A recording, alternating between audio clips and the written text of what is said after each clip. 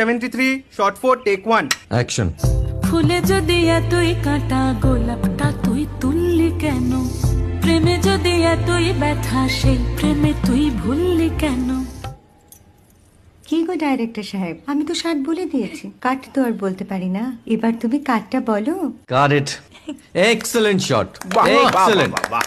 Madam আপনার সাথে একজন দেখা করতে এসেছে। নমস্কার। নমস্কার। বসুন।